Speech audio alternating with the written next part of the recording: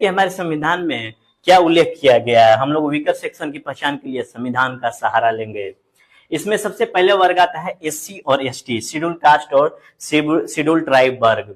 इसमें ये जो शेड्यूल कास्ट और शेड्यूल ट्राइब, एससी और एसटी वर्ग जो है सामाजिक संरचना के कारण मेन स्ट्रीम में नहीं आ सका है, क्योंकि ऐतिहासिक काल से जाति व्यवस्था हमारे समाज में व्याप्त है।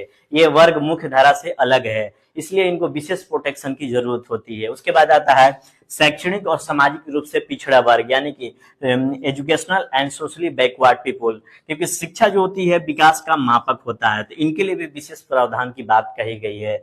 उसके बाद अल्पसंख्यक वर्ग, ये अल्पसंख्यक वर्ग धार्मिक भी हो सकते हैं और भाषाई भी हो सकते हैं। धार्मिक में जैन हो सकते हैं, बौद्ध हो सकते हैं, पारसी, यहूदी, ये सारे हो सकते हैं। तो ये क्या होता है कि ये अल्पसंख्यक होते हैं। क्यों अल्पसंख्यक होने के कारण क्या इनका नुकसान होगा, क्योंकि लोकतंत्र जो होता है मूलतः बहुसंख्यक का शासन होता है, और इसमें अल्पसंख्यकों के अधिकारों का हनन हो सकता है, उपेक्षा हो सकता है।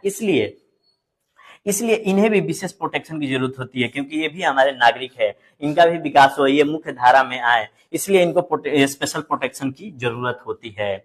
आगे हम देखते हैं कि महिलाएं, यहाँ पर हम लोग सभी महिलाओं की बात करेंगे कि समाज में व्यवहारिक रूप से बराबरी इनको नहीं दिया गया। भले ही संविधान में जो बराबरी की बात कही गई है, व्यवहारिक रूप से हमारे समाज में व्याप्त नहीं है। इस कारण से देखेंगे कि भारत में नहीं, पूरे विश्व में वुमेन लिबरेशन मूवमेंट चलता है, WLM, ये आंदोलन चलता है 1960 के बाद। ये यूरोप से शुरुआत हुआ और पूरे विश्व में फैला हुआ है, जिसमें पुरुषों के अधिकार से स्वतंत्रता महिलाएं चाहती है। ठीक है, जो महिलाओं के ऊपर अनावश्यक रूप से पुरुष अधिकार कर रखे हैं, उनसे स्वतंत्रता चाहती है। ठीक है, तो सभी महिलाओं को इसमें शामिल किया गया है वीकर सेक्शन में। फिर उसके बाद बच्चे, इसमें सभी बच्चे इसमें भी शामिल हो जाते हैं। अनाथ, याचक, बाल श्रम, ये सभी, और इसके अलावा भी जो बच्चे बच जाते हैं, इन्हें भी स्पेशल प्रोटेक्शन की जरूरत होती है, क्योंकि ये अपने माँ बाप या जिनके पास माँ बाप नहीं है उनके अंडर में ये रहते हैं, ना इनके पास यूनियन है, ना ही वोट देने का अधिकार है, तो इन्हें भी स्पेशल प्रोटेक्शन की जरूरत होती है। उसके बाद बूढ़े व्यक्ति, इन्हें विशेष सहायता की जरूरत होती है। ओल्ड पीपुल, मेल हो चाहे फीमेल हो, ये शारीरिक रूप से आसक्त हो जाते हैं और आर्थिक रूप से अगर मान लिया सक्षम है तो इन्हें वृद्धा पेंशन की जरूरत नहीं है। अगर सक्षम नहीं है आर्थिक रूप से, तो इन्हें सरकार वृद्धा पेंशन की व्यवस्था कर रखी है।